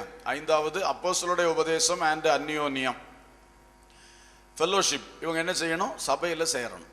இந்த அனுபவத்துல வந்து ஆவிக்குரிய சபையில சேர்ந்து அந்த ஃபெல்லோஷிப், அந்த அந்யோன்யத்துல இருக்கணும். பரிசுத்தவான்களுடைய கூடுகை, விசுவாசிகளுடைய கூடுகை, இதுல இருக்கணும். சிலர் ஞானஸ்நானம் பெற்றுவிட்டு இந்த அனுபவம் இல்லாத இன்னொரு சபையில போய் உட்கார்ந்துருப்பாங்க. பரிசுத்தாவியை பற்றி, பரிசுத்தாவியின் கிரியைக்கு இடம் கொடுக்காத சபையிலே, முழுகி ஞானஸ்நானம் என்கிற சத்தியத்துக்கு ஒரு தெளிவாய் போதித்து அதில் நடத்தாத சபையிலே, பேர் கிறிஸ்தவ சபைகளிலோ அல்லது வித்தியாசமான உபதேச கொள்கையுடைய சபைகளிலோ போய் உட்கார்ந்துருப்பாங்க. அது பெரிய தவறு, செய்யக்கூடாது. நாம் எந்த அனுபவத்துக்குள் வந்தோம்? நாம் பாவ மன்னிப்பை பெற்று, முழுகி ஞானஸ்நானம் பெற்று, பரிசுத்தாவின் அபிஷேகத்தை பெற்று இந்த நிலையில வந்திருக்கோம்னா, இதை ஓப்பனா பேசி இந்த காரியத்துக்கு தடங்கல் இல்லாம நடத்தப்படுகிற சபை, அதுதான் கர்த்தர் அங்கீகரிக்கிற சபை பரிசுத்த வேதத்தின்படி. அதுல தான் நம்ம ஃபெல்லோஷிப் வைக்கணும். அங்கேதான் நம்முடைய அந்யோன்யம் இருக்க வேண்டும். அது இல்லாதபடி அங்கே சில காரியங்களுக்காக ஒரு அந்யோன்யம், இங்கே ஒரு அந்யோன்யம் சொன்னா 2 படகுலே கால் வைத்து யாத்திரை செய்கிறது. கல்யாணத்துக்காக, கல்லறைக்காக ஒரு சபையிலே அங்கத்துவம் வைத்திருப்பார்கள். ஆவிக்குரிய காரியத்துக்காக இன்னொரு சபையிலே அங்கத்துவம் வைத்திருப்பார்கள். இது எப்படி சரியாகும்? 2 தோணியிலே கால் வைத்து போனா, இயேசுவே சொன்னார், நீ 2 படகுல கால் வச்சு போகாதன்னு சொன்னார் இல்லையா? அப்படி போக முடியாது. 2க்கு நடுவில் தான் விழுந்து கிடக்கணும். அதனால கட்டாயமாக நாம் இந்த அனுபவத்துக்குள்ள வந்த பிறகு நாம் ஒரே ஐக்கியத்தை தெரிந்து கொண்டு அந்த ஃபெல்லோஷிப்ல உறுதிப்படணும். நான் இங்கே தான், இந்த ஆவிக்குரிய சபையிலே நான் அங்கத்தினர் என்பதில் தெளிவு, அதில் மாற்றமே இல்லை. மற்ற மெம்பர்ஷிப்பை கேன்சல் பண்ணணும். ஏன் அதுக்கு பயப்படுகிறோம்? நம்ம என்ன ஆயிடும்? அப்படி நாம கரெக்டாக சபையிலே ஐக்கியம் வைக்கணும். அந்யோன்யம் என்பது ரொம்ப முக்கியம். அதுல தான் அப்போஸ்தலருடைய உபதேசம். இங்க அந்யோன்யம் வைக்கும்போது இங்க என்ன கிடைக்கிறது? அப்போஸ்தலருடைய உபதேசம் கிடைக்கும். தேவனால் அனுப்பப்பட்ட தேவ ஊழியர்களுடைய உபதேசம். அவர்கள் தேவனுடைய பரிசுத்தாவினாலே முத்திரை போடப்பட்டு தேவனால் அவர்கள் அழைத்து அனுப்பப்பட்ட ஊழியர்கள். அந்த ஊழியர்கள் மூலமாகத்தான் உபதேசம் வரும். அந்த அப்போஸ்தலர் சொல்லி தருகிற உபதேசங்கள், அதை நாம் கற்றுக்கொள்ளணும். வேத ஒழுங்கின்படி வேதத்துடைய வியாக்கியானங்களை அப்போஸ்தலர்கள் சொல்லி தரும் பொழுது அதை நாம் டெய்லி அதில் தரித்திருக்கணும். அதை கேட்கறது, அதன்படி நம்முடைய வாழ்க்கையில மாற்றங்களை கொண்டு வருவது, இது நம்முடைய நிரந்தர வேலையா இருக்கணும். தரித்திருக்கணும் ஃபெல்லோஷிப்ல. 5. 6வது, அப்பம் பிட்குதலில் உறுதியாய் தரித்திருக்கணும். அப்பம் பிட்குதல் என்று சொன்னால், இயேசு கிறிஸ்து பஸ்கா விருந்தின் நடுவிலே அப்பத்தை பிட்டு திருவிருந்து என்கிற நியமத்தை உண்டு பண்ணி வைத்தார். அதுதான் இங்க அப்பம் பிட்குதல்னு சொல்லியிருக்கு. இந்த அப்பம் பிட்குதலில் உறுதியாக நாம் என்ன செய்ய வேண்டும்? தரித்திருக்க வேண்டும். கர்த்தருக்கு ஸ்தோத்திரம். அப்பம் பிட்குதல் என்கிற திருவிருந்து ஆராதனை, அது எப்பொழுதெல்லாம் வைக்கப்படுகிறதோ அப்பொழுதெல்லாம் நாம் அதை அனுசரித்து அதிலும் நாம் ஒரு உறுதியான ஒரு பங்கு நமக்கு இருக்க வேண்டும். ஏனென்றால் இயேசு சொன்னார், என்னை நினைவு கூறும்படி இதை செய்யுங்கள் என்று சொன்னார். கர்த்தருக்கு ஸ்தோத்திரம். என் மாம்சத்தை புசித்து என் இரத்தத்தை பானம் பண்ணுகிறவனுக்கு நித்திய ஜீவன் உண்டு, அவனை நான் கடைசி நாளில் எழுப்புவேன் என்று சொன்னார். அப்போ கர்த்தருடைய அப்பத்தையும் கர்த்தருடைய மாம்சத்தையும் இரத்தத்தையும் புசித்து பானம் பண்ணுகிற அந்த அப்பம் பிட்குதல் ஆராதனையில உறுதியாக தரித்திருக்கணும். அப்போதான் நித்திய ஜீவன் கிடைக்கும். 7வதாக ஜெபம் பண்ணுதல். ஜெபத்திலே உறுதியாக என்ன செய்ய வேண்டும்? தரித்திருக்க வேண்டும். சபையின் ஜெபங்கள், குடும்ப ஜெபங்கள், தனி ஜெபங்கள் என்று ஜெபத்திலே தரித்திருக்க வேண்டும். கர்த்தருக்கு ஸ்தோத்திரம். இவைகள் முதலாவது விசுவாசிகள் செய்ய வேண்டியது, அடிப்படையான அஸ்திபாரமான 7 காரியங்கள் விசுவாசிகள் செய்ய வேண்டியது. இனி ஆதி விசுவாசிகள் செய்த இன்னும் 2 காரியங்களை கூட உங்களுக்கு சொல்ல விரும்புகிறேன். வேத புஸ்தகம் அதை சொல்லுகிறபடியினால். அப்போஸ்தலர் 2ஆம் அதிகாரம் 44ஆம் வசனம். விசுவாசிகள் எல்லாரும் ஒருமித்திருந்து சகலத்தையும் பொதுவாய் வைத்து அனுபவித்தார்கள். விசுவாசிகள் எல்லாரும் ஒருமித்திருந்தார்கள். நம்பர் 1. நான் இப்ப 2வது சொல்ல போறது அதான். விசுவாசிகள் எல்லாரும் எப்படி இருந்தாங்க? ஒருமித்திருந்தார்கள். All who believed were united. யுனைட்டடா இருந்தாங்க. அவங்களுக்குள்ள பிரிவினை கிடையாது. விசுவாசிகளுக்குள்ள என்ன கிடையாது? எல்லாரும் வாய் திறந்து சொல்லுவோம், சொல்லுங்க. விசுவாசிகளுக்குள் பிரிவினை கிடையாது. 3 தடவை சொல்லுவோம். இம்போசிஷன் சொல்லுவோம் எல்லாரும். விசுவாசிகளுக்குள் எல்லாரும் சொல்லுவோம், பிரிவினை கிடையாது. விசுவாசிகளுக்குள் பிரிவினை கிடையாது. விசுவாசிகளுக்குள் பிரிவினை கிடையாது. இருந்தா நீங்க விசுவாசி இல்லை. வேதம் சொல்லுது அவங்க ஒருமித்து இருந்தாங்களாம். இன்னும் அதை விளக்கமா சொல்லியிருக்கு பாருங்க. 46ஆம் வசனம் வாசிங்க. அவர்கள் ஒருமனப்பட்டவர்களாய் தேவாலயத்திலே அனுதினமும் தரித்திருந்து. தேவாலயத்துல அனுதினமும் தரித்திருந்தாங்க. இப்ப ஜூலை மாசம் 28ஆம் தேதி வரை நமக்கு அந்த பாக்கியம் கிடைச்சிருக்கு. டெய்லி தேவாலயத்திலே வந்து தரித்திருக்கிறோம். ஆனா அவங்க என்னைக்கும் தரித்திருந்தாங்களாம். சரி, வீடுகள் தோறும் அப்பம் விட்டு. அடுத்தது வீடுகள் தோறும் அப்பம் விட்டாங்களாம். வீடுகள்னா விசுவாசிகளுடைய வீடுகள்ல கூடிடுவாங்க. அங்கே கூடிடுவாங்க. கூடி அங்க ஜெபம் நடக்கும், அங்க பிரசங்கம் நடக்கும். இன்னும் மற்ற வசனங்கள்ல இருக்கு. அங்க போதித்தார்கள் என்று இருக்கிறது, ஜோம் பண்ணார்கள்னு இருக்குது. அங்கேயும் அப்பம் விற்பாங்க. அது 2 விதமான அப்பம் விற்குதல். அங்க ஒன்று டின்னர், அவங்க சாப்பிடுவாங்க. அவங்க கூடுற இடத்துல விருந்து நடக்கும். அதுவும் அவங்க பாஷைப்படி அப்பம் தான் சாப்பிடுவாங்க அவங்களுடைய ஃபுட்டு. அது மட்டுமல்ல, அப்பம் விற்குதல் என்பது குறிப்பாக இந்த ஆராதனையை காட்டுகிற திருவிருந்து ஆராதனை, அதுவும் நடக்கும். ஆம்பிளிஃபைட் பைபிள்ல இன்க்ளூடிங் லார்ட் சப்பர் என்று கொடுத்திருக்கு. அப்போ அர்த்தம் என்ன? மற்ற விருந்தும் நடக்கும், சில வேளைகள் இந்த விருந்தும் திருவிருந்தும் அதிலேயே நடத்துவார்கள். இப்படி அவங்க டெய்லி அது ஒரு அவங்களுக்கு டெய்லி தெய்வீகம் தான் அவங்களுக்கு முக்கியம். கூட்டம் கூடுறது, கர்த்தரை ஆராதிக்கிறது, இதுதான் அந்த ஆதி விசுவாசிகளுக்கு. அதுக்காக ஒருமனப்பட்டு இருந்தார்கள். கடைசியில் என்ன சொன்னீங்க? மகிழ்ச்சியோடும் கபடமில்லாத இருதயத்தோடும் போஜனம் பண்ணினார்கள். வீடுகளில் விருந்தெல்லாம் வைக்கும் போது எப்படி மகிழ்ச்சியோடு சாப்பிடுவாங்களாம். கபடமில்லாத இருதயத்தோட சாப்பிடுவாங்க. இன்னைக்கு சொந்தக்காரங்க வீடுகளில் விருந்து நடந்தாலே ஒவ்வொருத்தரும் ஒவ்வொரு தினசுல போய் உட்கார்ந்துருப்பாங்க. எல்லாம் விருந்து அன்புக்காக செய்யப்படும். இங்க அன்பு தான் இருக்காது, மற்றதெல்லாம் இருக்கும். இப்படி நடக்குது. சபையிலேயும் சிலவர்கள் அப்படித்தான். விசுவாசிகள் அப்படி நம்ம இருக்கக்கூடாது. அன்னைக்கு அவங்க மகிழ்ச்சியோடு கபடமில்லாத இருதயத்தோடு என்ன செஞ்சாங்களாம்? போஜனம் பண்ணாங்க. அடுத்த வசனம் கூட, தேவனை துதித்து ஜனங்கள் எல்லாரிடத்திலும் தயவு பெற்றிருந்தார்கள். தேவனை துதித்து ஜனங்கள் எல்லாரிடத்திலும் ஒரு தயவு இருந்துச்சு. ஆனா இது ஒரு ஒருமனம் உள்ள கூட்டம். இன்னைக்கு தயவு இல்லாம போற காரணம் என்ன? இவங்க சண்டை பிடிச்சிட்டடப்பானுங்க, இவளுக்கு சண்டை பிடிச்சிட்டடப்பாளுங்க, இப்படி சொல்லுவாங்க. அப்ப நமக்கு அவங்க மனுஷரை பற்றி ஒரு மனுஷன் மத்தியில் ஒரு தயவு வருமா, கோபம் வருமா? ஆகவே நாம நல்ல ஒரு சாட்சியா இருந்தோம்னா தேவனுடைய தயவும் உண்டு, மனுஷருடைய தயவும் நமக்கு கட்டாயம் உண்டு. ஆதி சபையில விசுவாசிகள் அந்த ஒருமனமுள்ள கூட்டமா இருந்து தேவனை துதித்தார்கள். ஒரு வசனத்துல இருக்குல்ல, நாம் ஒரே வாயினால் தேவனை மகிமைப்படுத்தணும். ரோமர்ல இருக்குது, ஒரே வாயினால் தேவனை மகிமைப்படுத்தணும். 1000 பேர் கூடி இருந்தாலும் அந்த துதி தேவனை மகிமைப்படுத்துறது ஒரு வாய் மாதிரி அங்க போகணும். ஒரே ஒருமனமா தேவன்கிட்ட போய் சேரணுமா. அது தேவனுக்கு ரொம்ப பிடிக்கும். அல்லேலூயா, ஸ்தோத்திரம். சரி, இனி இதே காரியம் இன்னொன்னு வாசிப்போம். அப்போஸ்தலர் 4:32.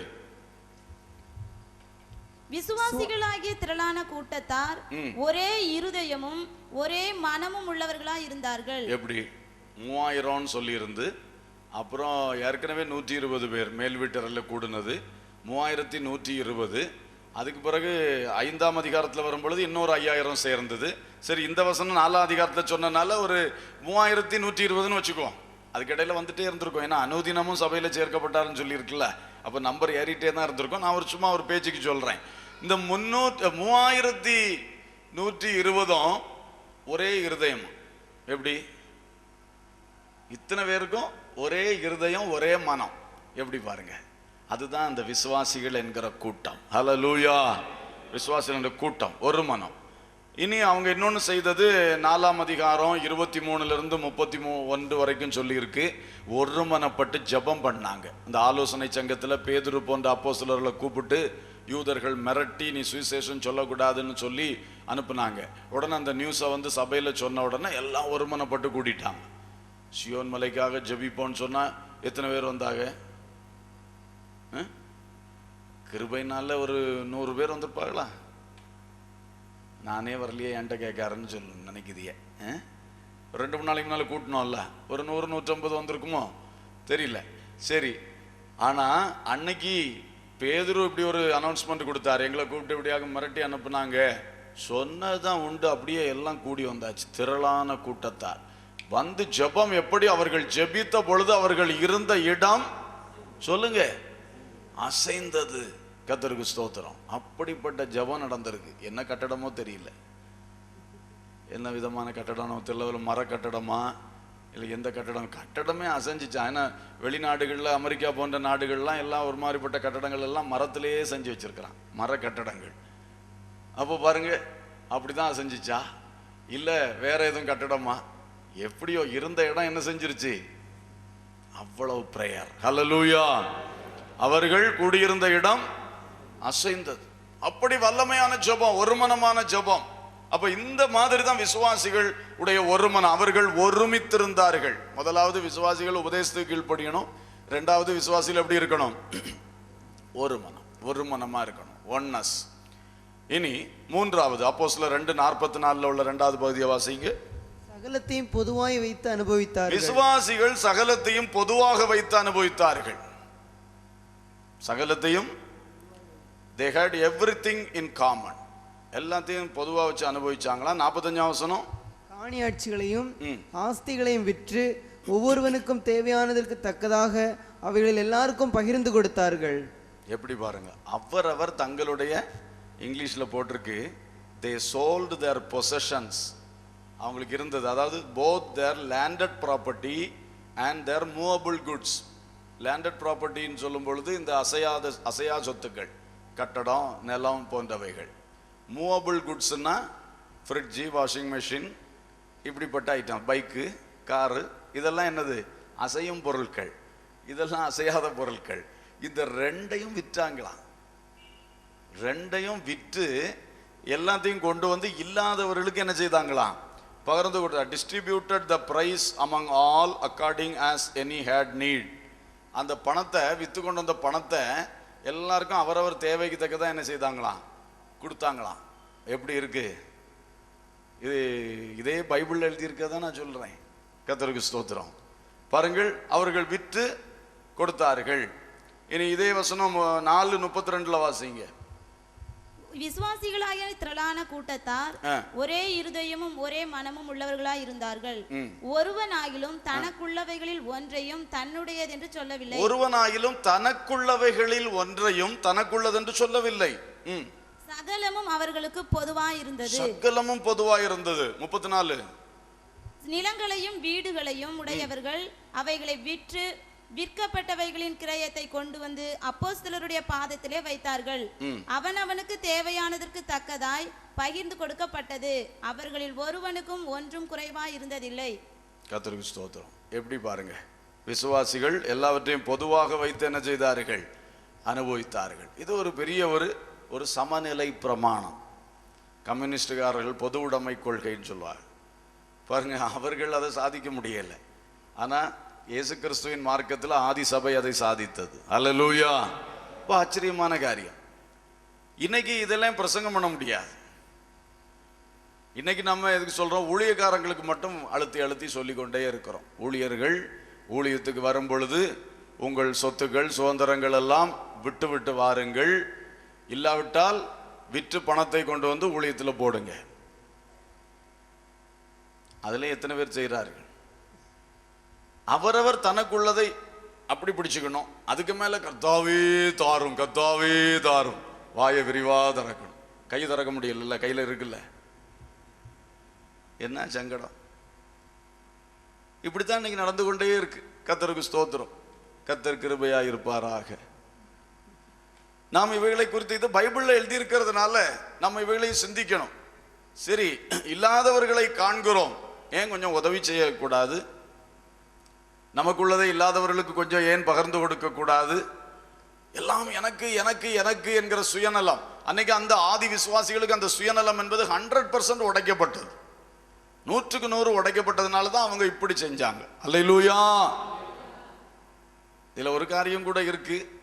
சிலர், அதாவது வேத பண்டிதர்கள் இதுக்கு விளக்கம் கொடுக்கிறது என்னன்னா, அந்நாட்களில் பேதுருடைய பிரசங்கம் எல்லாம் அவர்கள் கேட்ட பொழுது உயிர்த்தெழுந்து மேலே போன இயேசு உடனே வீடு கட்டி ரெடியாக்கிட்டு உடனே வந்து இவர்களை கூட்டிட்டு போவார்னு அவர்கள் நம்பினார்கள். இப்படி 2000க்கு மேலே வருஷம் ஆகும்னு அவர்கள் நினைக்கல. அதனால தான் அவங்க ரெடி ஆயிட்டாங்க உடனே வருகைக்கு போகிறதுக்கு. இயேசு மேலே போனார், போனவர் உடனே போய் வாசஸ்தலத்தை ரெடி பண்ணிட்டு உடனே திரும்பி வந்து உங்களை என்னிடமாய் சேர்த்துக்கொள்வேன்னு சொன்னார்ல, அதை வந்து உடனே நடக்கும்னு நினைச்சதுனால தான் அவங்க இப்படி பண்ணாங்க. அப்புறம் அது திரும்ப நாள் தாண்டி தாண்டி போன உடனே தான் அப்புறம் இந்த செயல் நடக்கலை அப்படின்னு சொல்கிறாங்க. உண்மையாக இருக்கலாம்.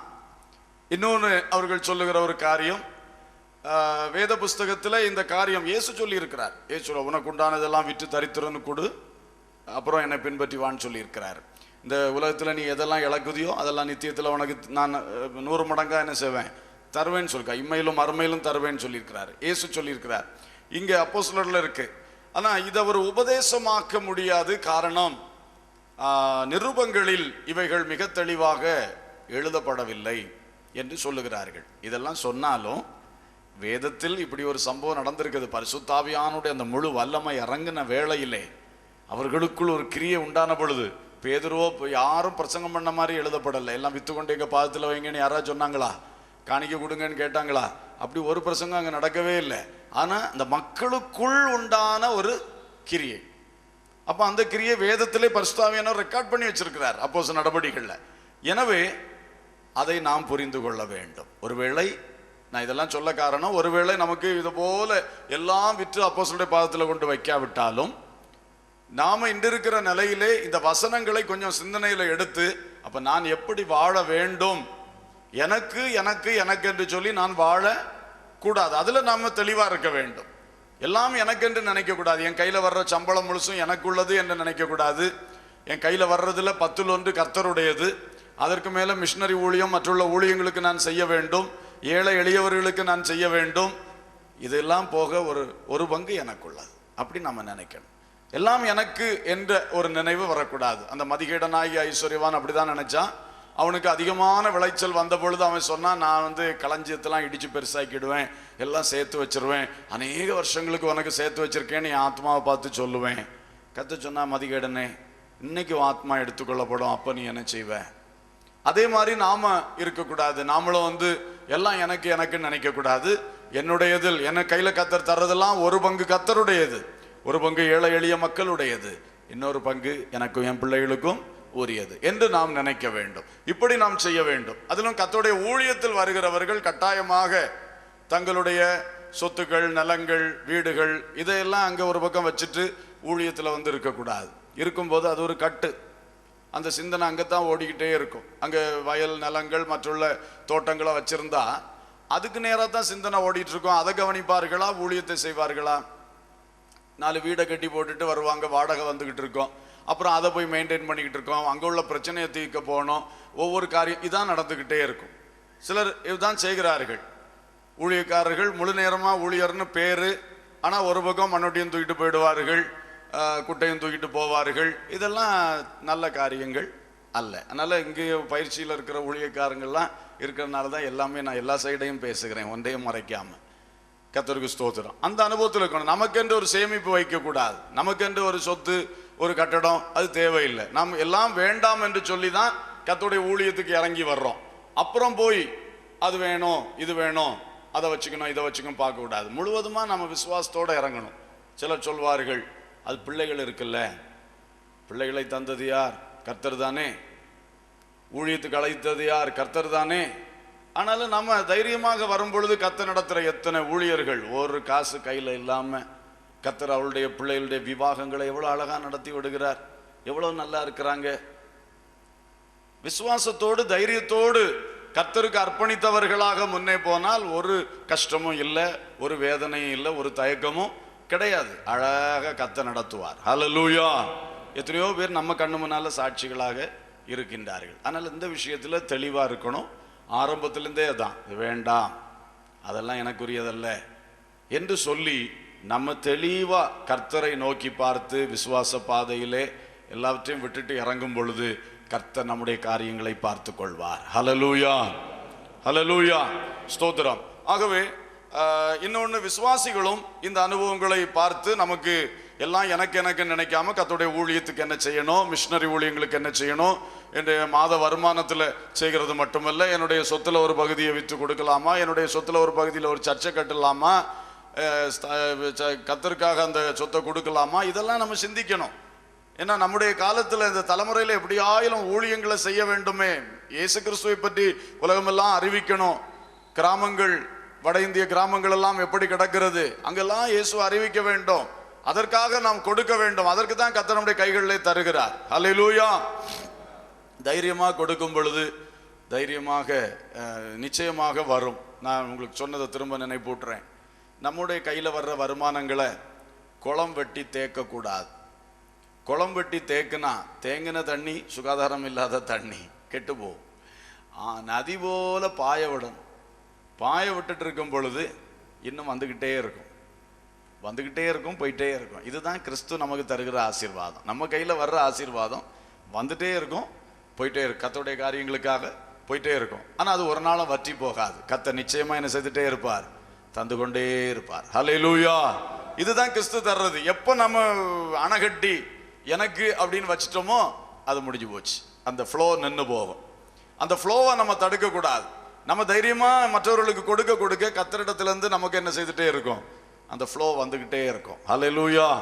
இஸ்ரவேல் தேசத்தில் 2 முக்கியமான கடல், ஒன்று கலிலேயா கடல், ஒன்று உப்பு கடல். கலிலேயா கடல் அதில் கலிலேயா கடலில் அந்த எர்மோன் மலைகளில் இருந்து பனி உருகி அங்கிருந்து அப்படியே தண்ணீர் கல்லேயா கடலுக்கு வருது. இப்போ இந்த கல்லேயா கடல் அந்த தண்ணி ரொம்ப நல்ல தண்ணி, நிறைய மீன்கள் வாழும்.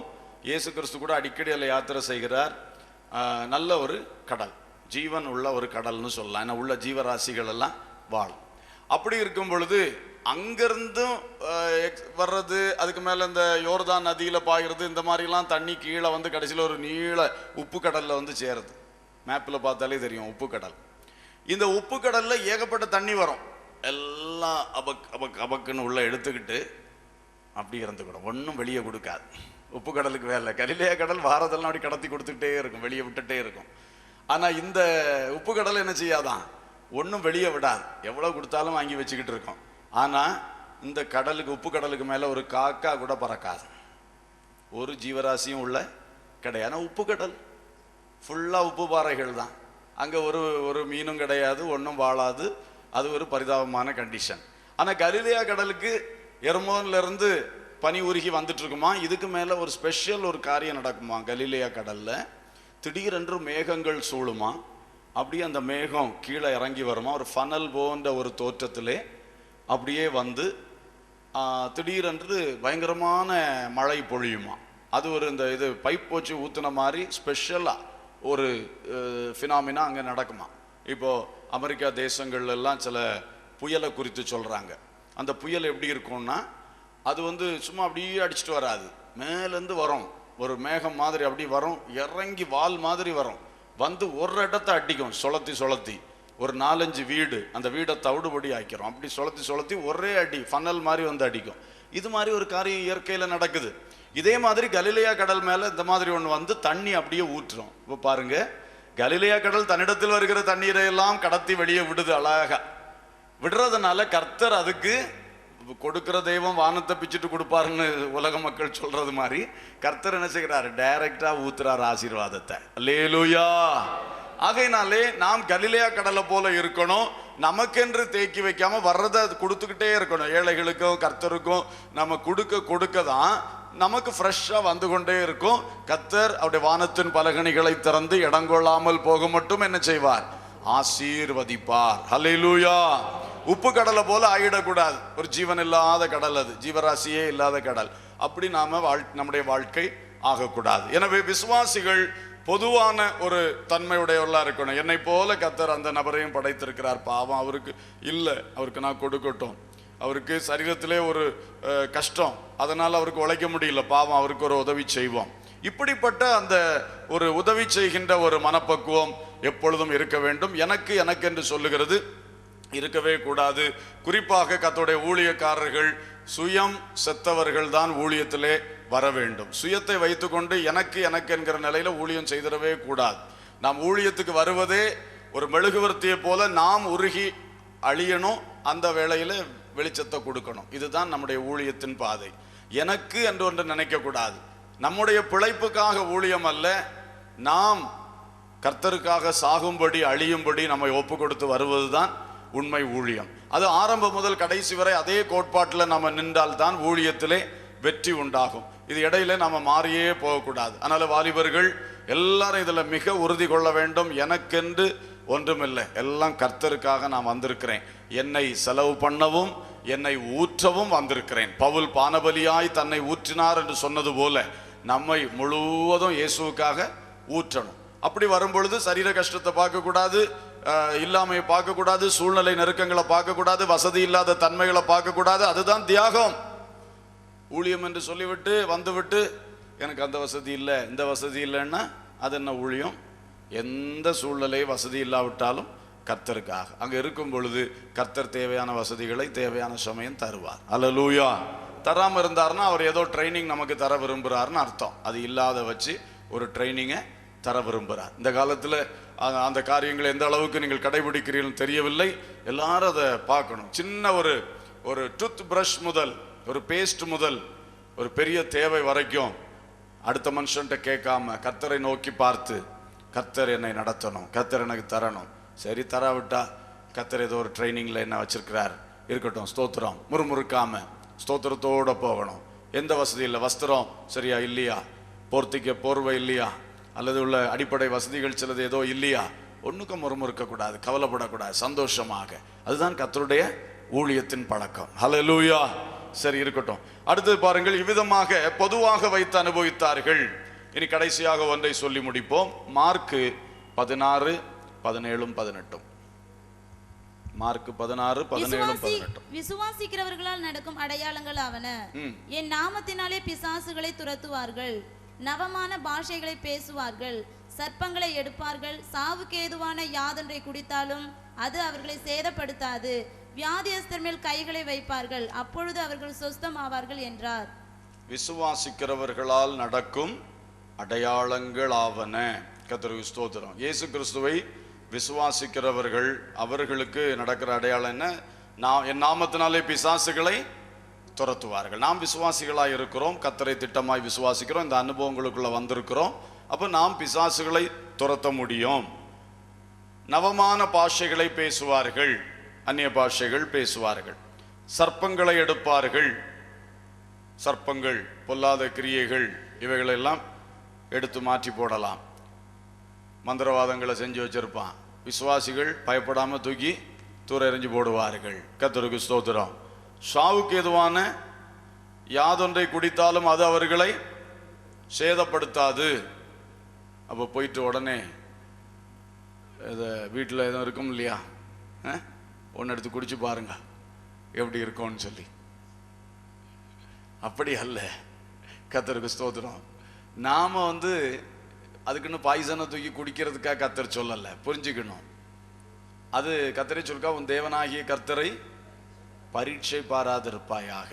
அவரை டெஸ்ட் பண்ற மாதிரி இங்க வசனத்தில் இப்படி எழுதியிருக்கு, சாவுக்கு எதுவான யாதொன்றை குடிச்சாலும் சேதப்படுத்தானால கொஞ்சம் ஃபினாயில குடிச்சு பார்ப்போம், அப்படி சொல்லக்கூடாது. நாம் கர்த்தரை பரீட்சை பார்க்க கூடாது. அறியாம புரியாம யாராவது வஞ்சகமா ஏதாவது விஷத்தை வச்சுட்டான்னா சேதப்படுத்தாது. ஹல்லேலூயா. நாம போறது அது தற்கொலை இல்லையா, அது கர்த்தரை பரீட்சை பார்க்கிற மேட்டர், அதில் நாம் போகக்கூடாது. மற்றபடி அறியாம புரியாம யாராவது சதி செய்து அந்த மாதிரிலாம் பண்ணும் பொழுது பயப்பட தேவையில்லை, கர்த்தர் நம்மை காப்பாற்றுவார். ஹல்லேலூயா. விசுவாசிக்கிறவர்கள், சரி, இப்படி விசுவாசிக்கிறவர்களால் சில கிரியைகள் உண்டாகும். இன்றைக்கு நாம் இந்த விசுவாச பாதையில் வளரும் பொழுது நம்மை கொண்டு அநேகருக்கு தேவன் என்ன செய்வார்? நம்மை பயன்படுத்துவார் நிச்சயமாக. ஏனென்றால் நாம் ஊழியக்காரர்கள் தான் இதெல்லாம் செய்ய வேண்டும் என்றல்ல, ஊழியக்காரர்கள் அவர்கள் செய்ய வேண்டிய ஊழியங்களை அவர்கள் செய்யணும், இதையும் செய்வார்கள் அதையும் செய்ய வேண்டும். அதே வேளையில் நமக்கு விசுவாசிகள் என்ற நிலையிலே இயேசுவை பற்றி சொல்லுவது, மக்களுடைய கஷ்டங்களிலே அவர்களுக்காக ஜெபம் பண்ணுவது, பிசாசுகளை துரத்துறது, இதெல்லாம் கர்த்தர் நமக்கு விசுவாசிகளுக்கு அதிகாரம் தந்திருக்கிறார். ஹல்லேலூயா. அதே வேளையில் எனக்கு கொஞ்சம் வல்லமை என்னுடைய இதில் வெளிப்படுது, என் ஜெபத்தில் கொஞ்சம் வல்லமை வெளிப்படுகிறது, என்னுடைய இதில் நல்ல ஒரு தேவ செய்தியெல்லாம் எனக்கு நல்லா வருது, அதனால நான் என்னை ஊழியரை மதிக்க மாட்டேன், நான் சபைக்குள்ளே அடங்கி இருக்க மாட்டேன்னு நம்ம சொல்லக்கூடாது. நம்ம எவ்வளோதான் கிருபைகள் நமக்கு வெளிப்பட்டாலும் இதெல்லாம் நம்ம செய்யலாம்.